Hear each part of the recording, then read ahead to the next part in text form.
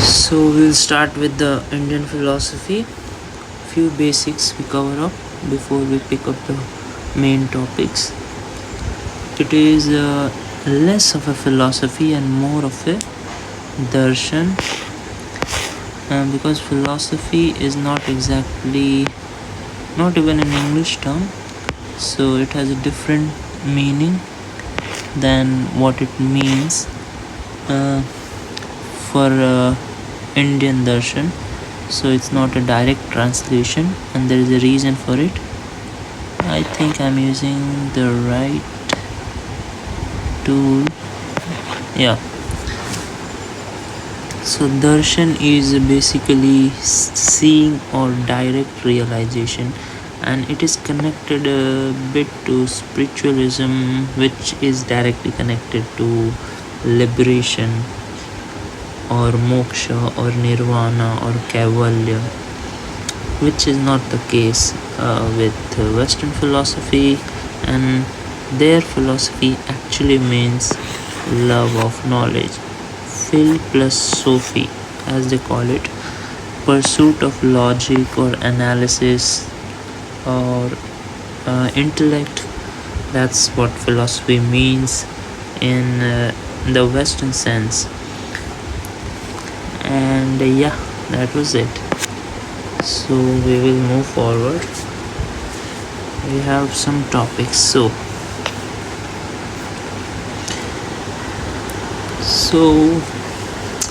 it starts approximately 2500 years ago.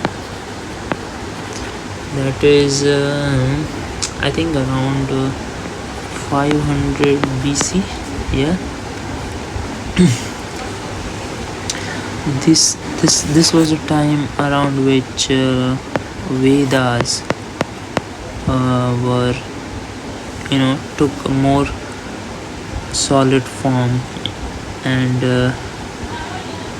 they were quite popular. And of course, they were pretty much heavy with ritualistic parts, karma kand.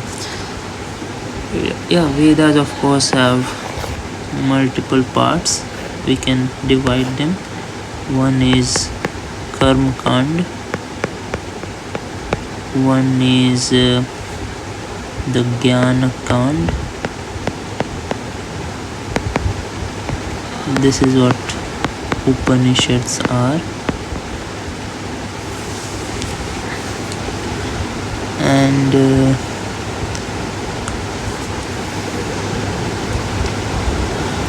yeah, this is the place from where Vedant comes.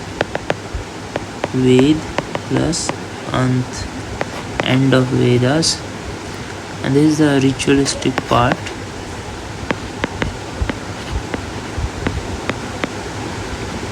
More to do with the sacrifices,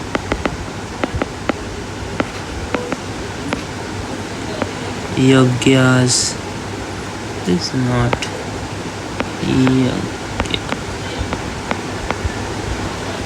and all that. So of course we had a civilization at that time, from a lot early on, but yeah, we are talking about 500 BC. Our civilization was quite functioning, quite well doing, and yeah, if that is a term. So people naturally had started debating about things more than food, cloth, shelter. So these were the basic things. These were met for most people at that time, especially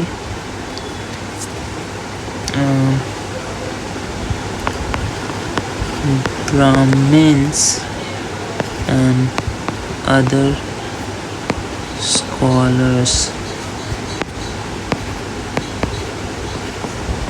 So naturally, they moved on to some higher, moved on in the pursuit of higher purpose or deeper questions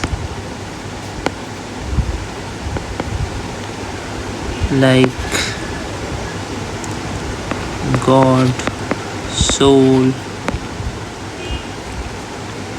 life after death, death, etc.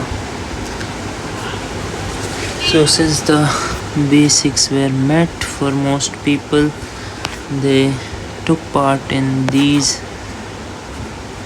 debates and arguments, and naturally, philosophy developed, the Indian Darshan developed and started developing in and around that time, and it pretty much went till 1950, where we'll be studying Sri Aurobindo, the last topic of syllabus. And this was around, we'll be studying Carvaks and Buddhists, Jainas, and so on. And in between, we'll be studying Mimamsa, more specifically Purva Mimamsa and Uttar Mimamsa. This is nothing but Vedanta, which is further divided into several parts, mainly Advait, Visisht, Advait, yeah, and then Dvait, and then some more variations like Dvait, Advait, from Chaitanya, Sri Chaitanya, and so on. This was from Madhvacharya. Sri Chaitanya, if I'm not wrong, yeah. This was obviously from Ramacharya. Oh, Ramanuja, yeah. Charya. And this is obviously Shankaracharya from Kerala, from Tamil Nadu or Tamil Nadu. Yeah, these are Bengali, I guess. This is the Purva Mimamsa given by Jaimini, but later furthered by Kumaril and Prabhakara.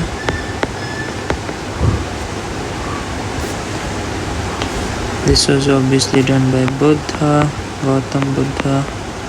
This was Mahavir, and Charvaks was not a particular person, but a set of people or a group of people who believed in particular ways, which we'll be studying sooner. But yeah, so Darshan is all about what is reality. What exactly is reality? What is the world made up of? What is universe made up of? Who am I? Why there is suffering in life?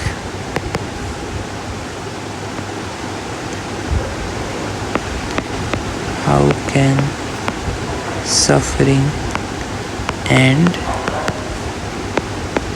What is life after death?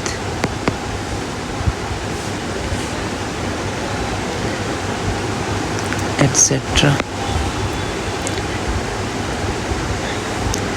So, as I said, the early Vedic period, I think it started from my 1500 BC to 500 BC, extended till 500 BC. Yeah, Vedic period, that is what the time period for Vedic period is. It was fairly a pastoral society, more to do with cows and buffaloes and oxes, agriculture. Of course, there were yagyas and vidhis and all those nature worship.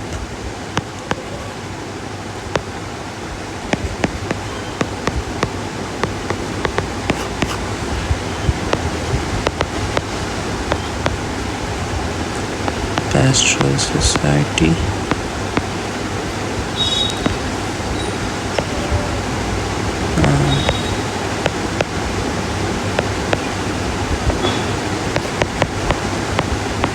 Karmakand, Havans, etc. Priesthood, of course, there was priesthood culture still there, but it used to be very much, very important thing at that time, where people actually believed in heaven and hells.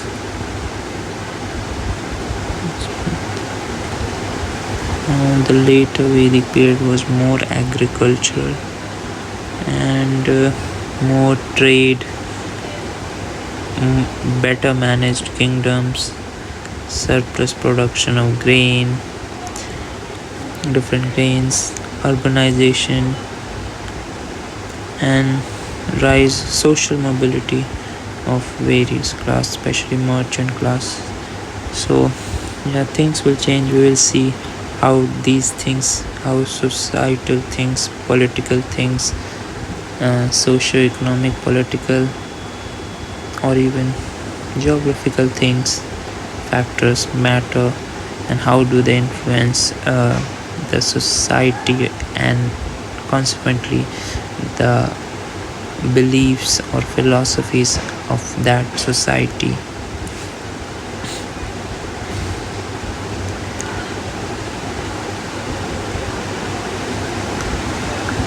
I think around 500 BC it was the later Vedic period, and Vedic period started from this 1500 BC approx, and people are a bit done with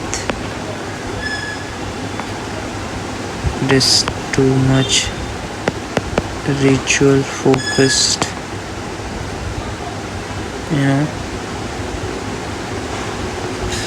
philosophies,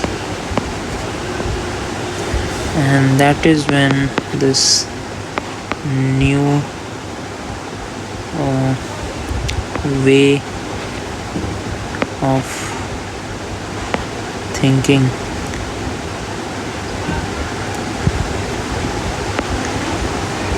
came out, like Shraman movement, which is Buddhist or Jain monks rejected Vedas and Karma Kand. They didn't believe that Vedas were required or these rituals were required for liberation or for the suffering to end. And that was the time when these new philosophies started coming into the picture. So, yeah,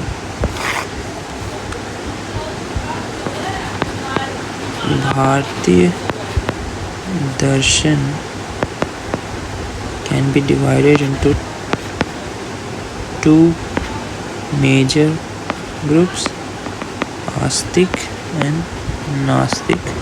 Usually, when we hear these terms, people think Astik means the one who believes in God, and a direct translation usually interpreted by people is Astik means theist and Nastik means atheist, but not exactly. Here, Astik means the one who accepted Vedas, and Nastik means one who rejected Vedas. Now, who rejected Vedas? Buddhists, Jains, Charvaks, yeah. I think Samkhya also rejected. No, Samkhya did not reject. They rejected God, but yeah, they did not reject Vedas. Here you have Samkhya, Yoga, Mimamsa,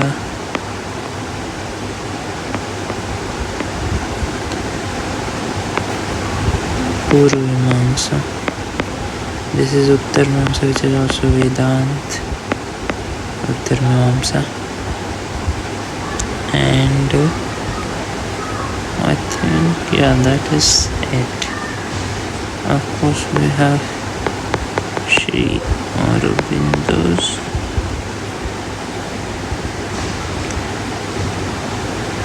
and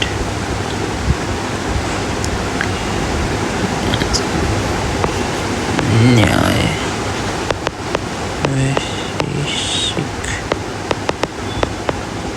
Nyaya Vaisheshik. So total 9 philosophies. Yeah, 6, yeah, 3. Total will be 9 philosophies that we will be studying.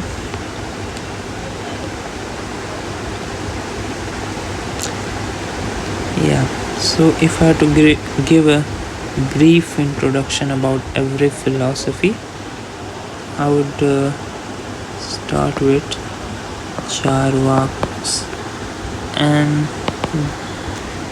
yeah, you would probably understand it later on when you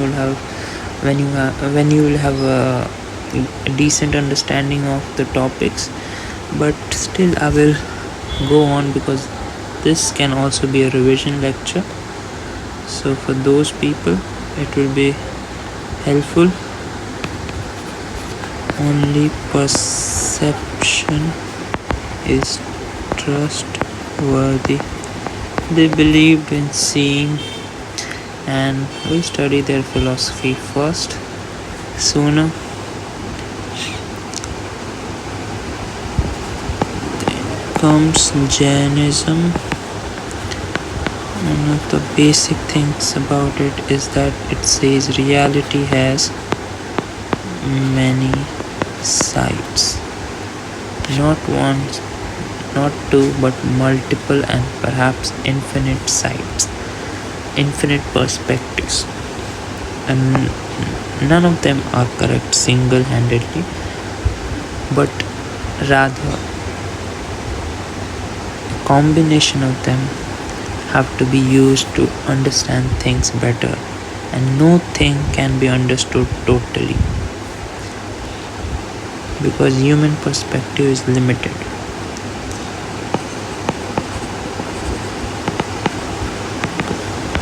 Buddhism is mainly concerned with suffering and momentariness, which is impermanence of things. Means, yeah. Then comes Samkhya, which will be more concerned with the ontology of the world, cosmology of the world, consciousness,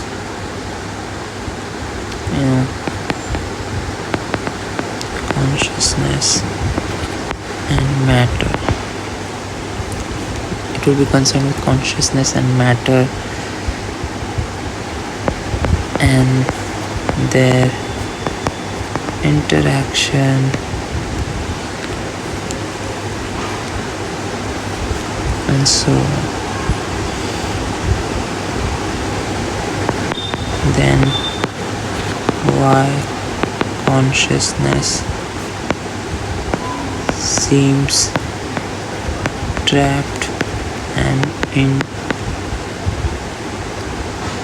need of liberation. These will be the questions of Sankhya. Yoga is more like the application part of Sankhya, and it will be concerned with a practical method to free consciousness, that is liberation of Purusha. By the way, this is Purusha and this is Prakriti. We will study about them later on. You can keep that in mind as of now. Then Nyaya, mainly concerned with how do we know truth. Basically epistemology.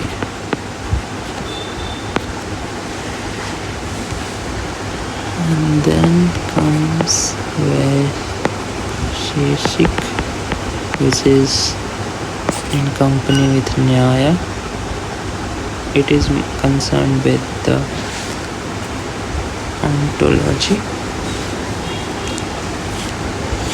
what the world is made up of, or what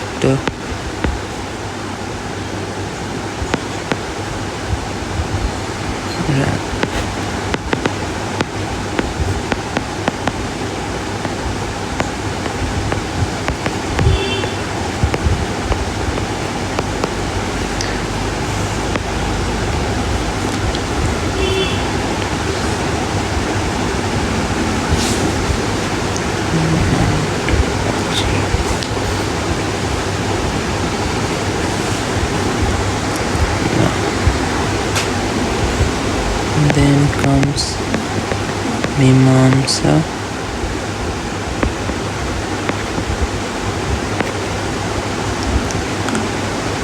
Mimamsa is is fully concerned with establishing authority of Vedas back. Now, why do I say back? Because Mimamsa came pretty later on, and by that time various kings and kingdoms had patronized Buddhism, and Buddhism was very much flourishing around the Indian subcontinent. So to save the Vedic culture, Mimamsa came, and in fact one of the profound voices of Mimamsa was actually a Buddhist sage. He later on turned into you know, a Vedic guru, and he he got onto a mission to save the Vedic culture.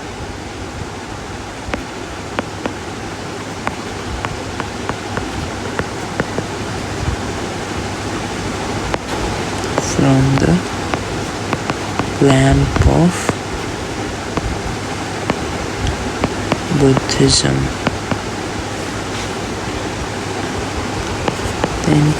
Then comes Vedanta. Again, it is more concerned with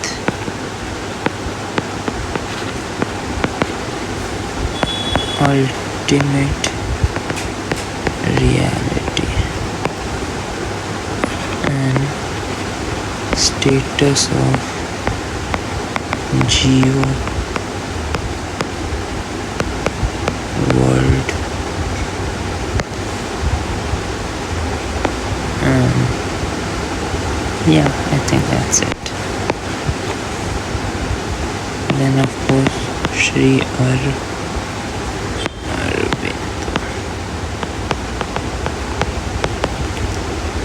So he was like mixed, or rather took parts of yoga and Advait and Vishisht.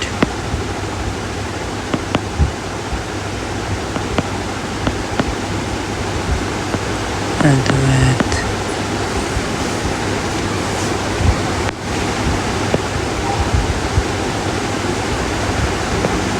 Just Advait.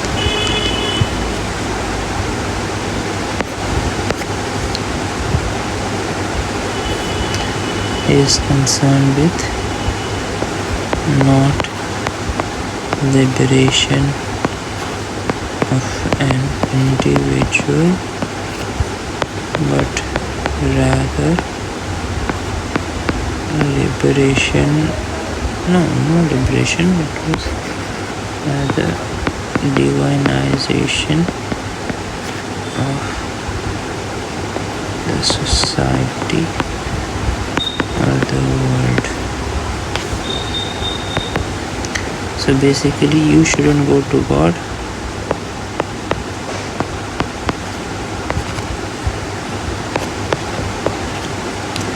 God should come to you.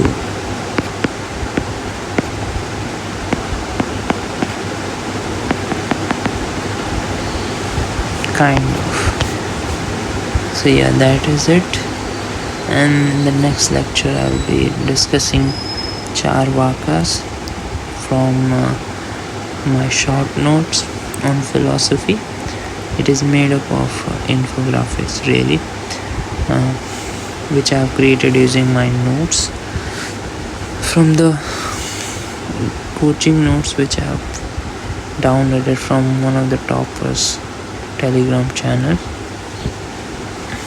So I converted that coaching note into infographics using ChatGPT.